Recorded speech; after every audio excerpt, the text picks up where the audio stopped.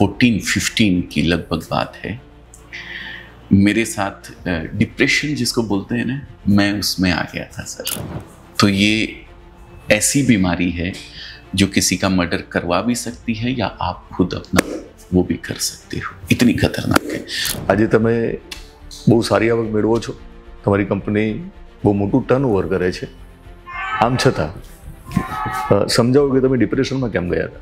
तो 12th fail हूँ, लेकिन फिर भी आज देखिए आप, अपनी पॉजिटिविटी की वजह से ईश्वर के ऊपर पूरा विश्वास रखता हूँ, उसके आशीर्वाद से, मम्मी पापा के आशीर्वाद से और अच्छे लोगों के साथ से, आप जैसे वेल विशर सब साथ में हैं, उनकी वजह से आज यहाँ पे हूँ। કે કેવી રીતે તમે આ ફિલ્ડમાં આવ્યા ને એક સફળ ઉદ્યોગપતિ બનતા પહેલા કેટલી નિષ્ફળતાઓ જોઈ? तो ये सोच बहुत जरूरी है कि कोई आपके यहाँ का लिखा हुआ नहीं ले जा सकता है, कोई आपका काम चुरा सकता है, आपका हुनर नहीं चुरा सकता है। નમસ્કાર, હું દિનેશ સિંધવ, વિશેષ વિથ દિનેશમાં તમારું ફરી એકવાર સ્વાગત છે। વિશેષ વિથ દિનેશ આ ચેનલની શરૂઆત મેં કશુંક વિશેષ કરવા માટે કરી હતી। મારી ચેનલના મોટાભાગના વિડીયો તમે જોશો તો તમને કેટલીક પ્રેરણાદાયી વાતો જાણવા મળશે। હંમેશા મારો ઈરાદો એવો રહ્યો છે કે સમાજમાં ઘણું બધું તમારી આજુબાજુમાં બનવાનું છે, ઘણી બધી ઘટનાઓ આકાર લેશે, પણ આપણે પોઝિટિવિટી સાથે જો જીવનને જોવાની શરૂઆત કરીશું, એક દૃષ્ટિકોણ કેળવીશું, તો આપણે તો સફળ રહેવાના જ છીએ, પરંતુ આપણી આજુબાજુના લોકો પણ સફળ રહેશે। આ દેશને આજકાલ પોઝિટિવિટીની જરૂર છે। તો હું નવા વર્ષે એક નવા શોથી શરૂઆત મારી કરી રહ્યો છું। પોઝિટિવ પોડકાસ્ટ નામ જ મેં આ શોનું આપ્યું છે। આજકાલ પોડકાસ્ટનો જમાનો છે, તો ઘણા બધા લોકોની ઈચ્છા પણ એવી હતી કે હું પોડકાસ્ટ કરું। તો મને એ વાતનો આનંદ પણ છે કે એક એવા પોઝિટિવ મેન સાથે બેઠો છું। આપણે એક નવું નામ મેં આપ્યું છે એમને, પોઝિટિવ મેન, કારણ કે એમને જ્યારે પણ મળું ત્યારે હું માત્ર કોઈ જ ઈરાદા સાથે મળતો નથી, એમની પાસેથી પોઝિટિવિટી લેવા માટે મળતો હોઉં છું। અને હું જેમનું નામ આપી રહ્યો છું એ પોઝિટિવ મેન જે મારા માટે છે, એમનું સાચું નામ છે અજય અજમેરા। અજય અજમેરા બોલવું એટલે તમે ઓળખી ગયા હશો, કારણ કે એમની પોતાની લોકપ્રિયતા છે, એમને ગુજરાતની બહાર પણ લોકો ઓળખે છે। અજમેરા ફેશનના તેઓ ફાઉન્ડર છે। એક સમયે તેમને પણ ફિલ્મી હીરો બનવું હતું, પણ આજે જે પ્રકારનું કામ કરે છે, ઘણા બધા લોકોને રોજગારી આપે છે અને ઉદ્યોગ જગતમાં જે પ્રકારે એમને કામ કર્યું છે ને સફળતા મેળવી છે, તો મારા માટે આ રિયલ હીરો છે। એ રિયલ હીરોને આપણે મળીએ ને મારો પહેલો એપિસોડ હું અજય અજમેરા સાથે કરું, એ વાતનો મને ગૌરવ છે। Sir, welcome. Thank you sir, thank you Dinesh ji, इतने शानदार इंट्रोडक्शन के लिए पहले तो बहुत बहुत धन्यवाद। और फिर से एक बार मुझे उन विशेष लोगों की कैटेगरी में खड़ा करने के लिए जो विशेष विथ दिनेश कहलाते हैं, तो उनकी श्रेणी में फिर से मुझे एक बार खड़ा करने के लिए और आपके साथ बैठ करके ये पॉडकास्ट शूट करने के लिए आपने मुझे आमंत्रण दिया है, मुझे चूज़ किया है, उसके लिए धन्यवाद, बहुत बहुत दिल की गहराइयों से बहुत बहुत धन्यवाद। સર, તમે પોતે શાનદાર છો, જબરદસ્ત છો। Thank you. અને મેં કહ્યું પ્રમાણે પોઝિટિવ છો તમે। હું તમને જ્યારે પણ મળું ત્યારે પોઝિટિવિટી સાથે હું છૂટો પડતો હોઉં છું। હું પોતે પણ સપના જોતો થયો છું। તમારી સફળતા જોઈને, તમારા વ્યક્તિત્વના નિખારને જોઈને મને લાગે છે કે જીવનમાં કોઈ પણ પ્રકારની પરિસ્થિતિ આવે, પોઝિટિવ રહેવું ખૂબ જરૂરી છે। મારી જે શરૂઆત છે, મેં કહ્યું પ્રમાણે જ્યારે પણ મેં લોકોની વચ્ચે કોન્ટેન્ટ મૂકવાનો પ્રયત્ન કર્યો ત્યારે વિશેષ આપવું હતું, એટલા માટે વિશેષ વિથ દિનેશ એવું નામ આપ્યું હતું। તો પોડકાસ્ટના જમાનામાં હવે પોડકાસ્ટની શરૂઆત તમારાથી કરું છું। Thank you. પોઝિટિવિટી ઉપર આપણે વાત કરવી છે, જે તમારી વ્યવસાયિક સફળતા પણ હોઈ શકે અને જીવનની સફળતા સાથે પણ તમે એને જોડી શકો। પોઝિટિવિટીની વ્યાખ્યા તમે શું કરો છો? पॉजिटिविटी की व्याख्या नहीं, अगर बात करो दिनेश भाई, तो पॉजिटिविटी की बात करना और पॉजिटिव रहना दोनों में बहुत डिफरेंस है, बहुत ज़्यादा डिफरेंस है सर। मैं पॉजिटिव रहने के लिए, कहते हैं ना कि भाई आदमी ये किनारे से वो किनारे पे पहुंचने के लिए बीच में नदी में से डूब के निकलना पड़ता है ना। पॉजिटिव होने के लिए भी नेगेटिविटी की उस नदी को पार करना पड़ता है, और अगर वो आपने पार कर लिया तो आप पॉजिटिव हो जाओगे। ये मैं जीता जागता एग्जाम्पल आपके सामने हूँ। 2014-15 की लगभग बात है। मेरे साथ डिप्रेशन जिसको बोलते हैं ना, मैं उसमें आ गया था सर। डिप्रेशन मैं आप लोगों को बता दूं, और मुझे खुल के बात करने में कोई शर्म नहीं है, इसके अंदर कोई हिचक नहीं है। अगर डिप्रेशन का समय पे इलाज हो जाए तो ये मलेरिया से भी छोटी बीमारी है, बिल्कुल। लेकिन अगर इसका इलाज नहीं हो तो ये ऐसी बीमारी है जो किसी का मर्डर करवा भी सकती है, या आप खुद अपना वो भी कर सकते हो, इतनी खतरनाक है। तो मेरा सबसे अनुरोध है, हाथ जोड़ के सबसे विनती है, अगर आपको ऐसा कुछ भी फील होता है तो फील फ्री किसी भी डॉक्टर को, जो इस चीज़ का, इस फील्ड का डॉक्टर हो, उनके साथ आपको कंसल्टिंग करनी चाहिए, उनके साथ आपको बात करनी चाहिए। एक मेडिसिन सिर्फ वो देते हैं, 1 या 2 मेडिसिन, और आपका जीवन वापस, जो वो नदी, मैं भी बहुत डरपोक था, डरता था। वो इमोशनल फिल्में नहीं आती हैं सर, विवाह पिक्चर आपने देखी है, हम आपके हैं कौन हैं, हम साथ साथ हैं। जब मैं वो देखता था ना तो सर ऐसे रोता था एकदम, इतना इमोशनल था, इतना ज़्यादा इमोशनल आज भी हूँ। लेकिन वही इमोशंस कई लोगों के साथ ऐसे हो जाते हैं कि बहुत ज़्यादा हावी हो जाते हैं, तो वो डिप्रेशन में कन्वर्ट हो जाते हैं। तो अगर ऐसा कुछ भी हो, हम पॉजिटिविटी की बात करने के लिए यहाँ बैठे हैं। इस पॉडकास्ट की शुरुआत जो है पॉजिटिव पॉडकास्ट के नाम से सर ने दिया है, तो इसका सबसे पहला मैं बोलता हूँ, पॉजिटिव रहने के लिए नेगेटिविटी को दूर भगाना बहुत ज़रूरी है। नेगेटिविटी को दूर भगाने के लिए उससे दूर भागेंगे नहीं, लेकिन उसमें से बाहर निकलना जरूरी है। तो ये चीज़, अगर कहीं भी ऐसा कुछ फीलिंग आपके मन में होता है तो प्लीज़ प्लीज़ प्लीज़ सबसे, आज मैं कहता हूँ 50% लोग ऐसे होंगे जो डिप्रेशन में हैं। डिप्रेशन हम जानते ही नहीं है। लोग ये कह देते हैं, लोग छोड़िए, आपके घर वाले कह देंगे क्या तो पागलों के डॉक्टर के पास जाके दिखाएगा। अब ये पोजीशन होती है सर। तो प्लीज़ अगर ऐसा कुछ भी हो तो बिल्कुल, कोई कुछ भी कहे, डॉक्टर को दिखाइए और अपना एक छोटा सा जो इलाज होता है वो करवाइए, वापस पॉजिटिविटी की दुनिया में आ जाइए। हर इंसान पॉजिटिव होता है, बस कुछ सरकमस्टेंस ऐसे होते हैं जिससे वो ऐसी पोजीशन में आ जाता है। तो તમે મેડિસિનની વાત કરી છે, પણ આપણે પોઝિટિવ ડોઝ એટલા માટે આપવો છે લોકોને કે આ પ્રકારની પરિસ્થિતિમાંથી કદાચ આપણા પોડકાસ્ટને જોઈને પણ કોઈ માણસ પોઝિટિવ બને, ડિપ્રેશનમાંથી બહાર આવશે તો મને લાગે છે કે આપણે સફળ છીએ। કેટલા વ્યૂઝ આવશે એમાં ન પડીએ વિડીયોમાં, પણ એકાદ વ્યક્તિને પણ આપણી વાતો જો ગમી જાય ને ડિપ્રેશનમાંથી જો એ વળતો આવશે તો મને લાગે છે કે આપણને બંનેને એનાથી મોટી સફળતા બીજી કોઈ મળવાની નથી। છે જ નથી આ વિડીયો। આ વિડીયો છે જે 100 લોકો જોઈ રહ્યા છે કે 1000 લોકો જોઈ રહ્યા છે કે લાખ લોકો જોઈ રહ્યા છે, કાંઈ ફરક નથી પડતું।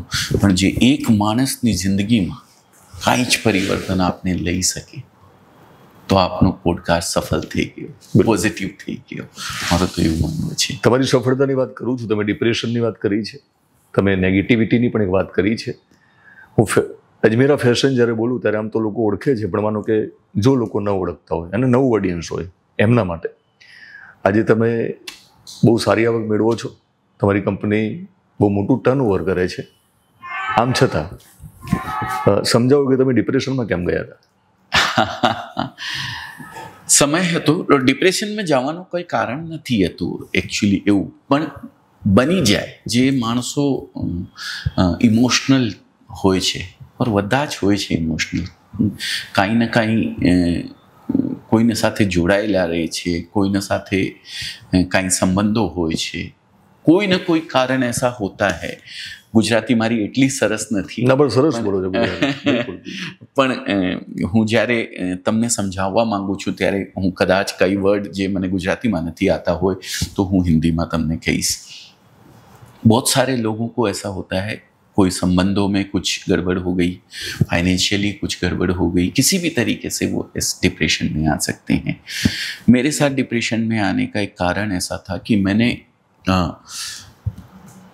मम्मी की तबीयत खराब थी, ऑपरेशन करवाया था मम्मी का, वो अपेंडिक्स का, और जो अपेंडिक्स का जब ऑपरेशन कर रहे थे तो वो अपेंडिक्स अंदर ही फट गई थी ऑपरेशन करते टाइम पे।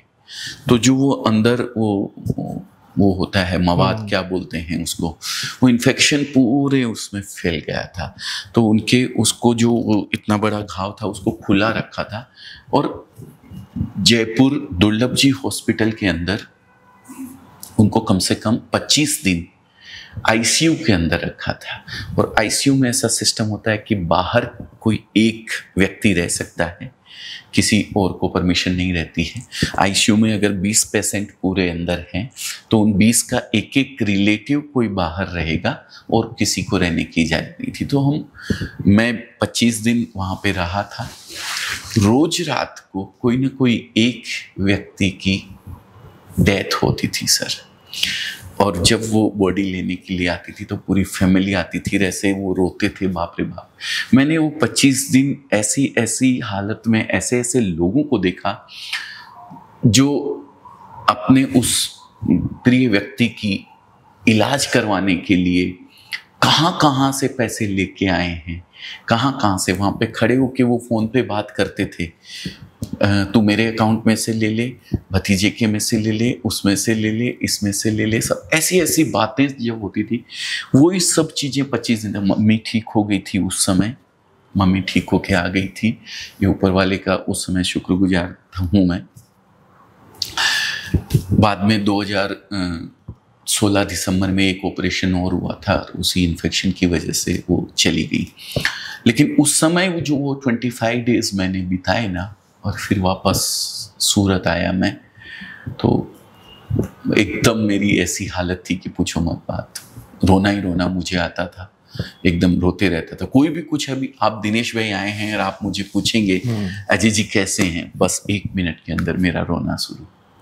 तो वो मेरी कारण था डिप्रेशन का, उसकी वजह से मैं डिप्रेशन में आ गया था। सब कुछ ठीक था, नॉर्मल था, लेकिन ये हालत हुई थी।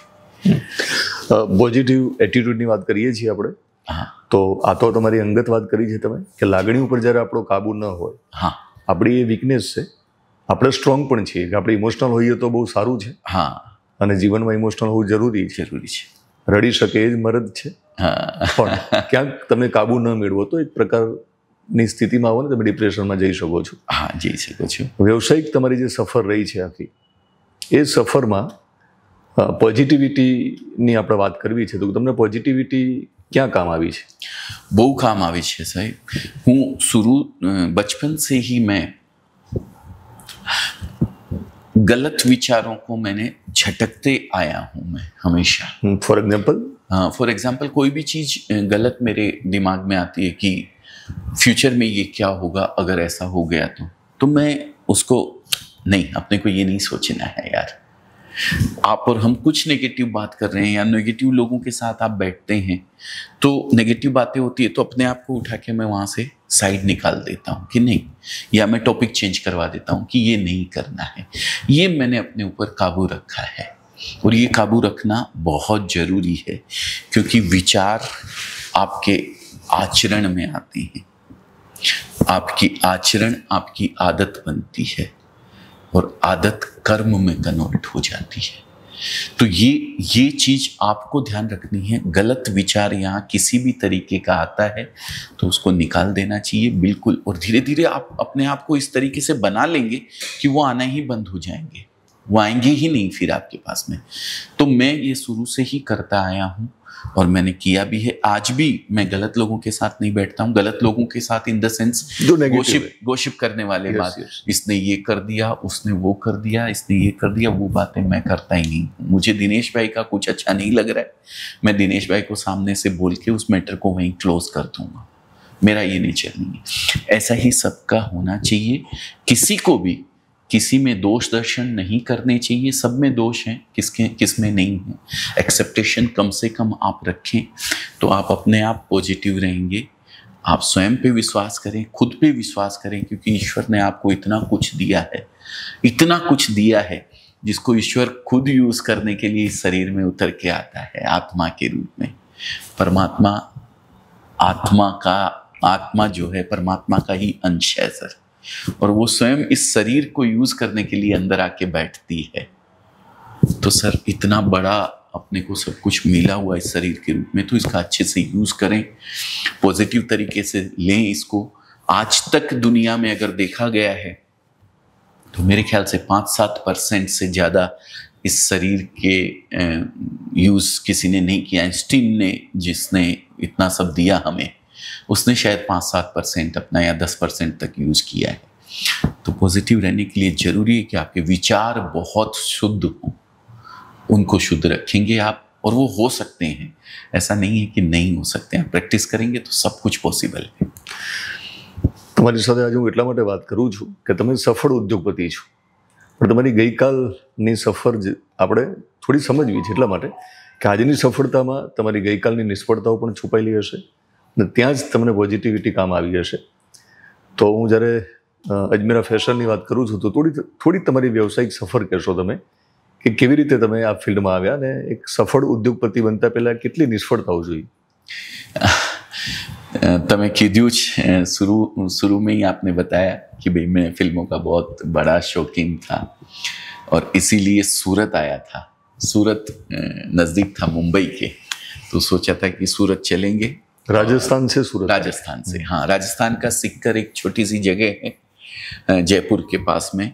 अगर धार्मिक स्थलों के बारे में बात करूं तो खाटू श्याम जी और सालासर बालाजी के बीच में एक छोटा सा शहर है, सीकर कस्बा है। वहाँ मैं पैदा हुआ था 1973 में, और 1992 में मैं सूरत आ गया था। पढ़ाई कंप्लीट नहीं कर पाया था, थोड़ा तबीयत खराब होने के चक्कर में। 11th पास हूँ, लेकिन जब से ये 12th फेल हिट हुई है, पिक्चर आप लोगों ने देखी होगी, तब से 11th पास नहीं बोलता हूँ अपने आप को, 12th फेल बोलने लग गया हूँ। फिल्मों से जुड़ाव है तो अपने आप को वहीं कहीं ना कहीं देखता हूँ। तो 12th फेल हूँ, लेकिन फिर भी आज देखिए आप, अपनी पॉजिटिविटी की वजह से ईश्वर के ऊपर पूरा विश्वास रखता हूँ, उसके आशीर्वाद से, मम्मी पापा के आशीर्वाद से और अच्छे लोगों के साथ से, आप जैसे वेल विशर सब साथ में हैं, उनकी वजह से आज यहाँ पे हूँ।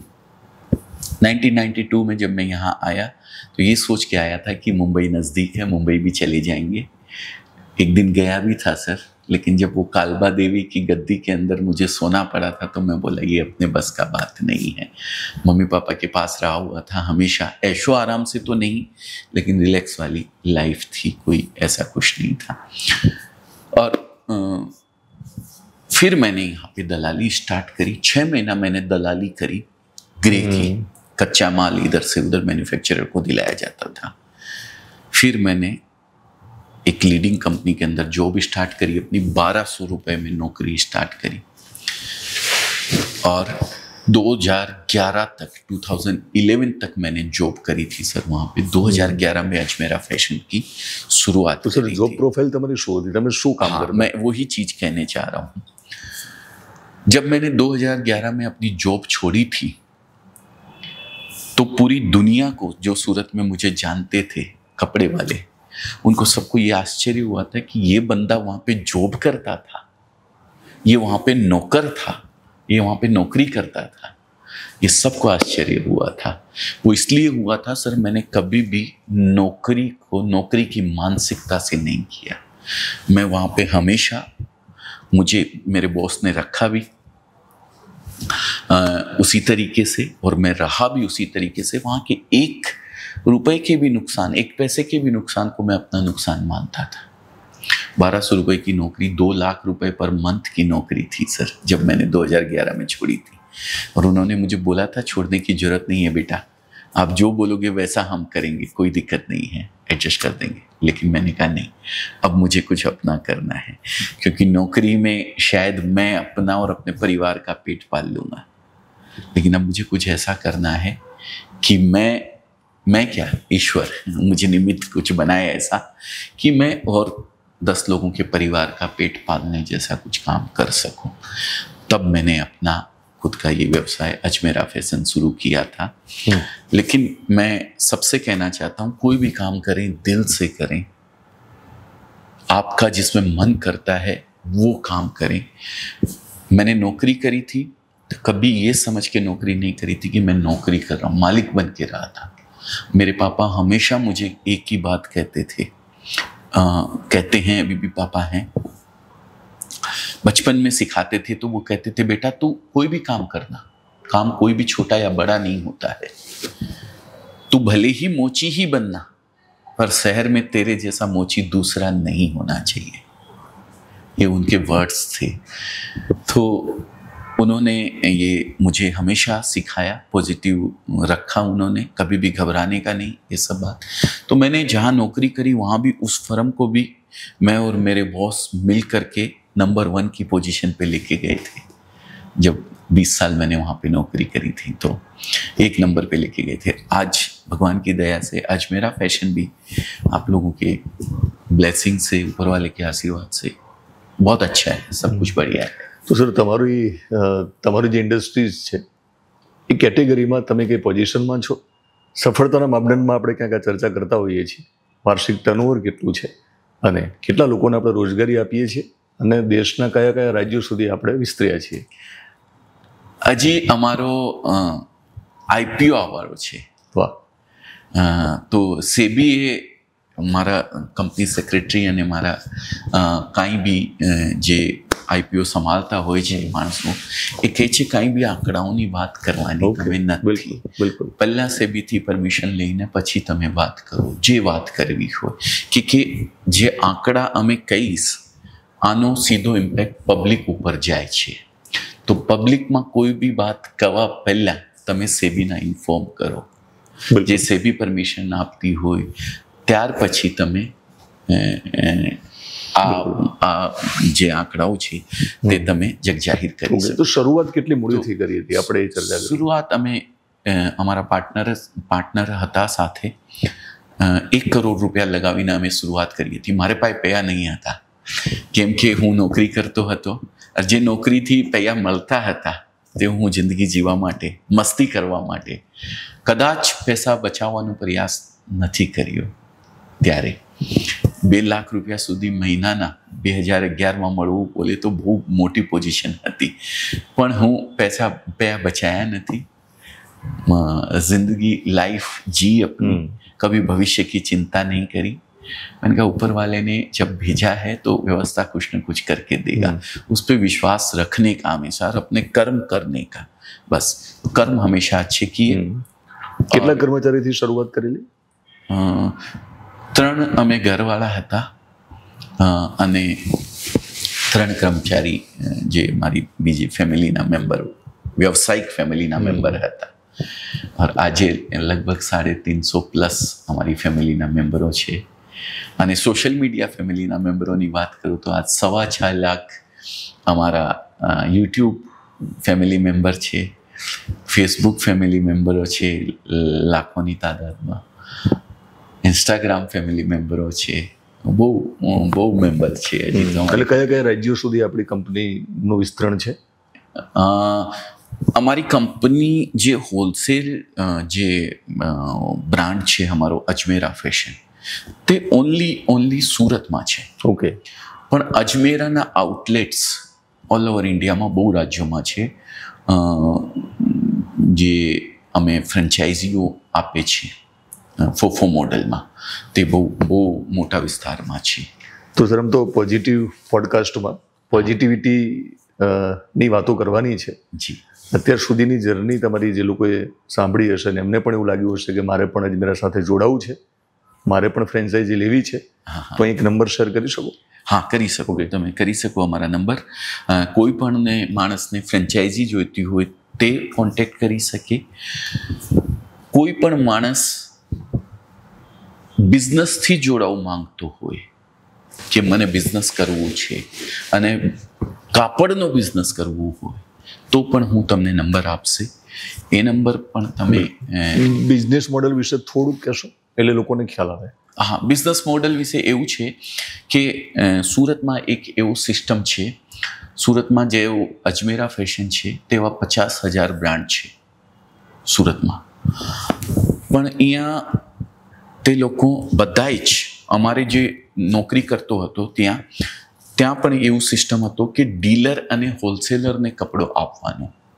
એક રિટેલર જે છોટું કપડું લેવા માંગતો હોય 50,000, લાખ, 2 લાખ, 3 લાખનો, એમને કપડો કોઈ નથી આપતા. હોલસેલમાં જ કપડો આપે છે બધા. તો હું જો એ કંપની ચાલુ કરી હતી ત્યારે આ મોટો એક વિઝન લઈને જ હું ચાલ્યો હતો કે છોટાથી છોટો માણસ જે કોઈ બિઝનેસથી જોડાવા માંગે છે તો પણ હું એમને એ જ રેટમાં કપડો આપશે જે રેટમાં હું ડીલર, હોલસેલર કે કોઈ મોટું રિટેલર હોય તો એમને જે રેટમાં આપું એ રેટમાં જ કોઈ લેडीज मारे पास आए कहे कि मेरे को 25,000 रुपये में या 50,000 रुपये में मेरे को घर से बिजनेस स्टार्ट करना है, मेरे पास कोई शॉप नहीं है, मेरे पास कोई स्टाफ नहीं है, मेरे पास कोई कर्मचारी नहीं है, मेरे को घर से बिजनेस करना है, तो उनको भी मैं सेम प्राइस के अंदर कपड़ा देता हूँ. तो अगर ऐसा कोई मन में आपके भी विचार है करने का तो आप हमारे साथ जुड़ करके कपड़े का बिजनेस कर सकते हैं. सर તમારી ટેગલાઇન છે ને એમાં પણ પોઝિટિવ વાઇબ્સ છે. हाँ, सम्मान भरी सुंदरता. हमें कापड़ तो एवं बनावे छे जो हमारी जो महिलाएं हैं, हमारी माताएं बहनें हैं, उनको सुंदर बनाते हैं. लेकिन जब सम्मान की बात आती है तो इस पुरुष प्रधान देश के अंदर कहीं ना कहीं उस लेडीज को एक लिपस्टिक भी लेने जब जाना होता है तो उसको कहीं ना कहीं अपने हस्बैंड, अपने फादर या अपने भाई या घर के किसी मेंबर के आगे हाथ फैलाना पड़ता है सर. तो वो सम्मान को ठेस पहुंचाने वाली बात होती है. તમે સુંદર વસ્ત્રો બનાવો છો, સુંદર વસ્તુઓ રંગીન બનાવો છો, રંગીન બનાવું છું. તમે સફેદ વસ્ત્રો કેમ પહેરો છો? પહેલા સન્માનની વાતો કરું છું.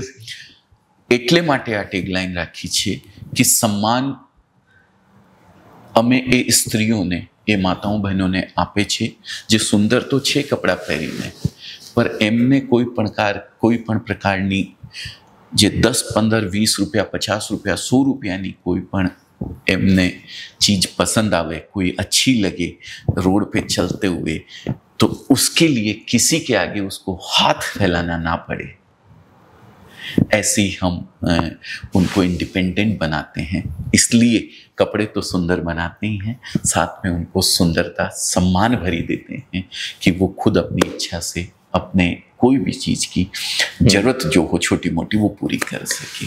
रहा कपड़े मेरे वाइट कपड़ों का सवाल, तो सर मेरे को वाइट कुर्ता पजामा बचपन से पसंद था, पर कभी कभी किसी ओकेजन पे पहन लिया करता था कुर्ता पजामा.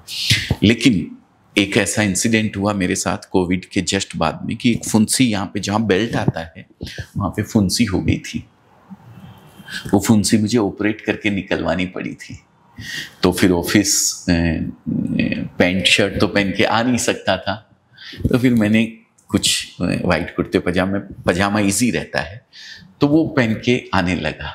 तो जब वो पहन के आया तो मुझे सबसे अच्छा एक ये लगा, लोगों को पसंद आए नहीं आए मैं ये कम ध्यान देता हूँ, लेकिन एक सबसे अच्छा ये लगा कि जब मैं वो पहन के बाहर निकलता था तो मुझे कोई टोकने वाला नहीं था कि वे आज ये क्या पहन लिया यार, क्या मैचिंग पहन ली. सबसे बड़ी घरवाली परेशान करती थी, कभी पैंट चेंज करवाती थी, कभी शर्ट चेंज करवाती थी. आपको तो मैचिंग की अक्ल ही नहीं है, क्या आप करते हो? પોઝિટિવ રહેવા માટે સફેદ વસ્ત્રોનો કોઈ રોલ છે?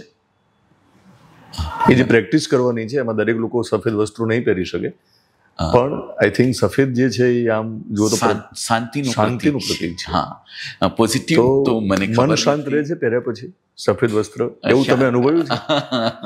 કદાચ કોઈ કીધું નથી, પણ શાંત હું છું આ બધા જ કહે છે, પણ આ શાંતિ કેવી રીતે આવે છે આ મને ખબર નથી કે આ કપડાથી આવે છે કે ઉપરવાળો કદાચ મારા ઉપર વિશેષ કૃપા કરી છે. હું બહુ શાંત છું और सबको शांत रहने के लिए बोलता हूँ. किसी भी चीज़ का शांति से जो रास्ता निकल सकता है वो आप क्रोध, गुस्सा या इस सब से नहीं हो सकता है. દેશની ઘણી બધી બહેનો અને માતાઓ તમારી સાથે જોડાઈ છે, એમના જીવનમાં ક્યાંક ને ક્યાંક એ પ્રકારની પરિસ્થિતિ આવી છે. કોઈ વિધવા હશે, કોકનો પતિ હશે પણ કદાચ કામ નહીં કરી શકતો હોય, અથવા પતિની કમાણી સિવાયની કમાણી જોતી હશે, ઘરની બહાર નીકળીને કામ કરે એ પ્રકારની પરિસ્થિતિમાં નહીં હોય, એવી માતાઓ અને બહેનોના જીવનમાં પણ ક્યાંક એક પ્રકારની નેગેટિવિટી આવી હશે.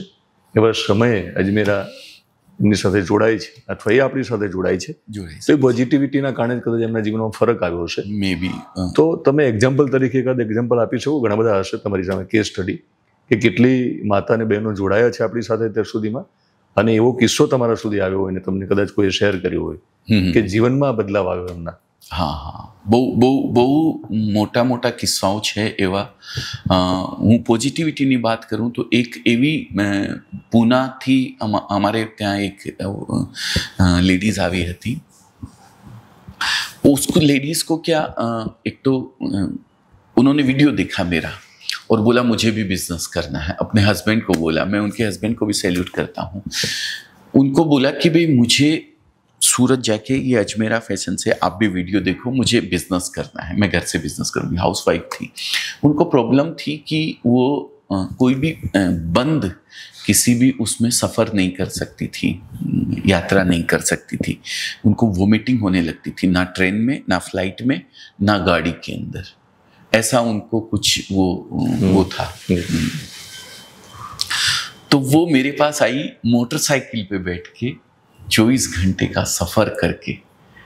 इतना पॉजिटिव किसी काम को लेकर के किसी का होना बहुत बड़ी बात है, इसलिए मैं ये शेयर कर रहा हूँ.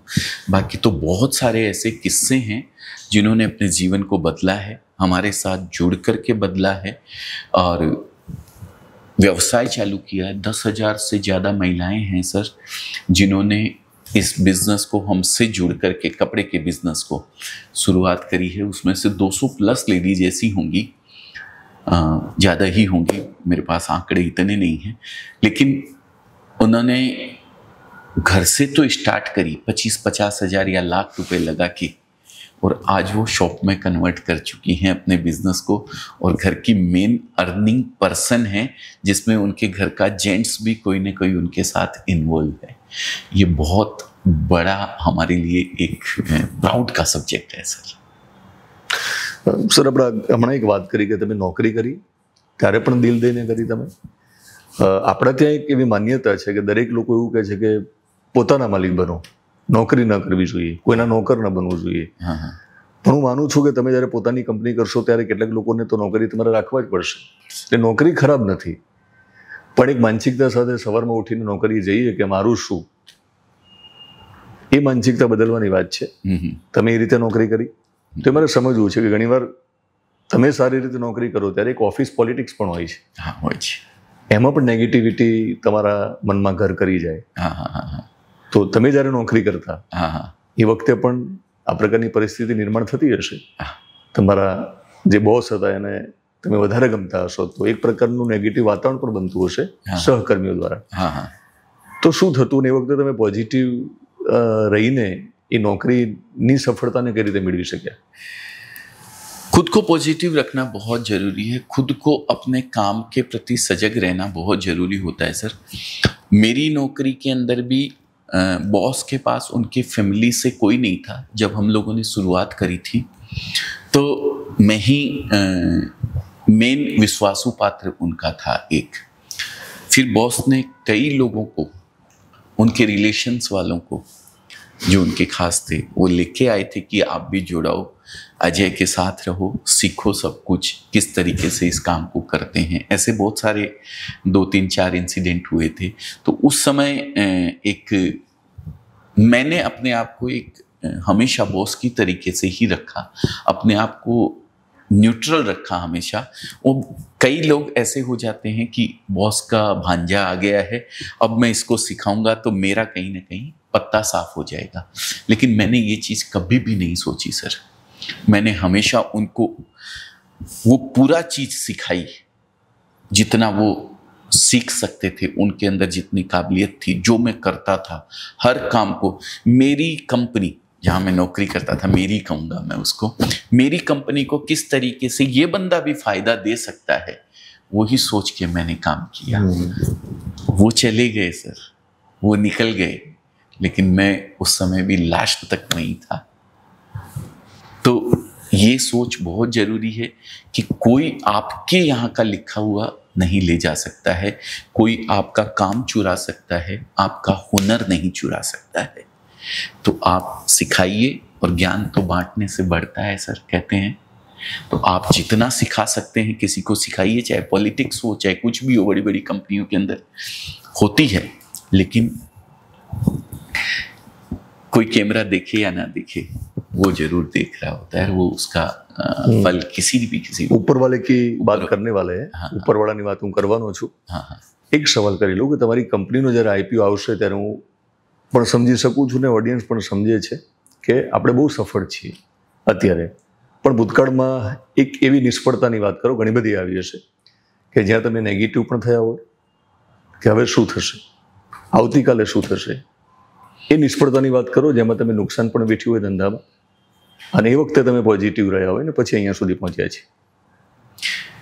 એ તે જ પીરિયડ હતો જ્યાં હું ડિપ્રેશનમાં આવ્યો હતો। 25 દિવસ હું મમ્મીની પાસે હતો।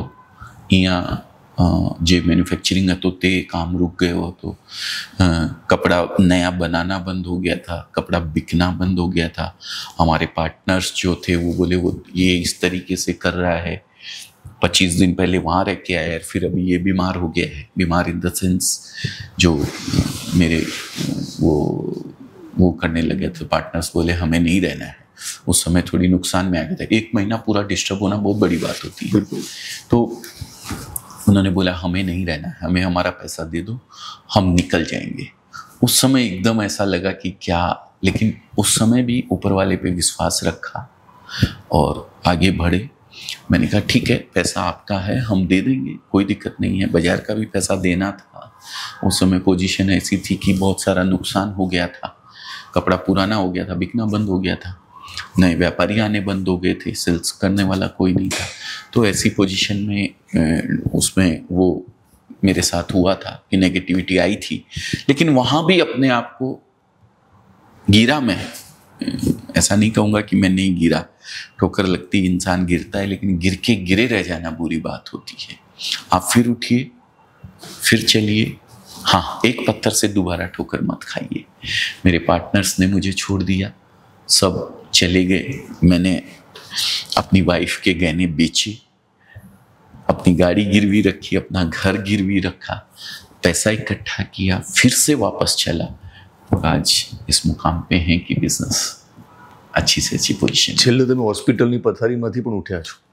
हाँ અને હૃદય સાથે જોડાયેલી વાત હોય ત્યારે હંમેશા ડર લાગે હોસ્પિટલમાંથી પાછા આવીશું કે નહીં। તમને છાતીમાં દુખાવો ઉપડે છે, તમને સારવાર માટે લઈને જવામાં આવે છે, ત્યારે તમે કેમેરો મંગાવેલો હોસ્પિટલની અંદર ઓપરેશન થિયેટરમાં, એના વિશે વાત કરો।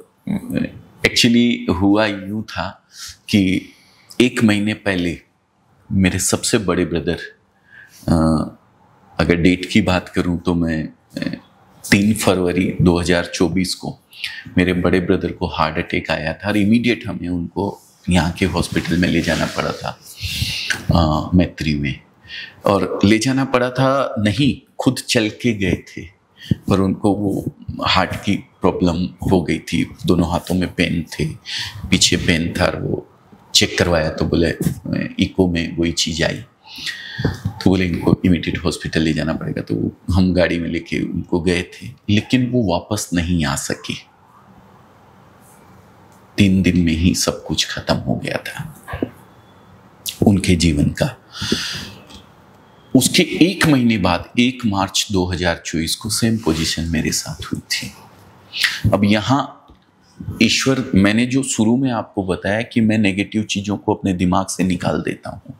जाना एक दिन सबको है, कोई यहाँ नहीं रहने वाला है।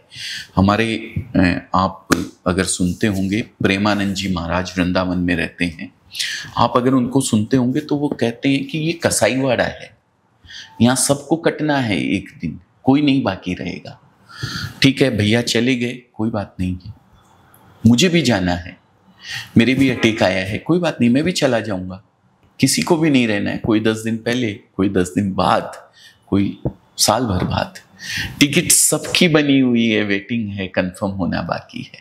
ये सोच रखी और मैं भी जब हॉस्पिटल में मुझे लेके गए थे तो एक बार भी वो ख्याल दिमाग में नहीं आने दिया मेरे कि 1 महीने पहले भैया को भी ऐसे ही लेके गए थे, वो वापस नहीं आए, क्या मैं भी जाऊंगा और वापस नहीं आऊंगा क्या? मेरे भी वो स्टैंड लगना है, भैया के भी स्टैंड लगा था, मेरे भी वो स्टैंड लगेगा। ऐसा विचार आने भी नहीं दिया मैंने अपने दिलो दिमाग पे। जब गया था तो वीडियो बनाते हुए गया था कि मैं जा रहा हूँ, बाय, स्टैंड लगवा के वापस आऊँगा, चिंता नहीं करना, सबको बोल के गया था।